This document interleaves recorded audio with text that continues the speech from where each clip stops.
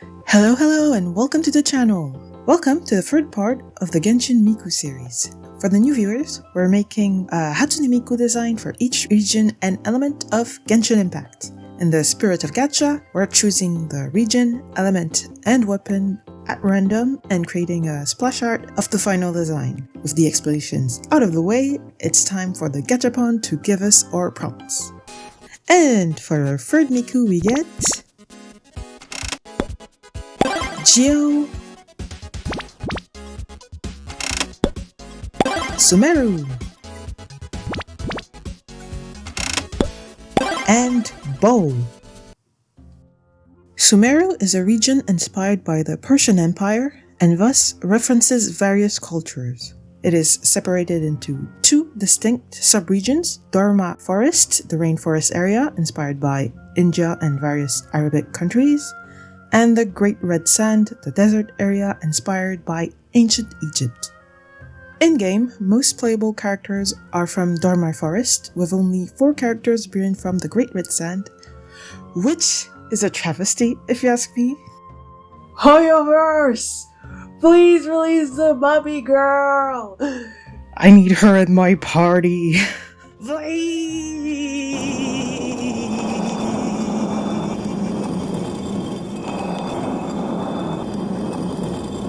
This felt like the perfect opportunity to add another desert character. Something that was greatly helped by the fact that there's already a character called Farazan from Dharma Forest who looks like Miku. She's even a ball user, so honestly, this felt like a good call. Since the Great Red Sand takes inspiration from ancient Egypt, I wanted to reference mythology in my design. I used Hathor, the goddess of music, love, dance, and festivities as inspiration. I felt like I could give this Miku a more music-based occupation as opposed to the previous Mikus. At first, I wanted her to be a belly dancer since it's a dance that comes from Egypt, but Genshin already has a dancer character in Sumeru called Nilu, and while she's a Persian dancer, her outfit does take a lot of visual cues from belly dancers. And she also has horns. I felt like they would be way too similar, so I decided to make her a singer, specifically a bard who travels Sumeru to sing about the stories of her people while playing the simsimiya, which is an Egyptian harp. At that point, I decided to give her design elements of a group called the Eremites. They're an enemy faction in-game, with a few special types who can use fragments of ancient spirits to access elemental powers. While we do have a character from that faction with Dehya, she looks fairly different from the other Eremites, and as someone who really likes how they look, I wanted to stay closer to those design elements. I've done most of my Miku designs a little while back, but for this one, I decided to completely redraw her. So for the Speedpaint, I'll start with the old version and transition to the new one while talking about her design. When I started imagining her splash art, for reasons I can't quite explain, I really wanted her to be a healer. Okay, I lied. I just really like healer characters, and since I was making this Miku my most indulgent design, I had to make her a healer. I had this very vivid image of her burst description being healing sands and just kind of went for it. Because I'd given her an instrument, I felt it was only natural for her to use it in her burst. I'd first drawn her mid-strum, but it felt too stiff, so I drew her ending her strum with a flare. It looked more dynamic and appealing, but now that I'm looking back at it, it looks very similar to the pose Venti, who is also a bard, has in his own splash art. But you know what? Even though I said I wanted to make sure not to have details that were reminiscent of existing characters, I don't think it matters too much in this case. Okay, I'm just saying that because I refuse to redraw her again. Once was enough. Sorry, guys. In hindsight, I think a more dance-like pose while she finishes her strum would have been a good way to differentiate her more. Of course, I only think about this after I'm done.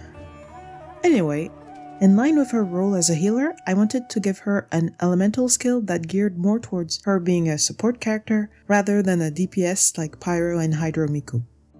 I won't detail it too much since I'm planning on talking about it more in depth in the post-design and kit reveal part of the video, but before giving her her current skill, I'd thought about making her summon a miniature version of another desert enemy, the Primal Construct. It may sound a little random, but it was actually a reference to a fan favorite Eremite NPC called Jet. She has a little Primal Construct companion, and it felt like a cute nod to her. In the end, I decided on another summon that made more sense for my Miku. Initially, it was supposed to deal GEO damage after being deployed and reduce the elemental resistance of opponents, but Genshin released another GEO character that did that, so I had to think of something else. As a bard, GEO Miku's focus is on preserving and sharing the stories and musical culture of the people of the Great Sand. She travels the desert to collect stories both from different Eremite groups and inhabitants, but also by looking for lost slates for information. As such, she's well known around the desert and rather well liked by the Eremites. I think a fun way to showcase that in-game would be by giving her a passive where as long as she's in your party, enemy Eremites will ignore you unless attacked first.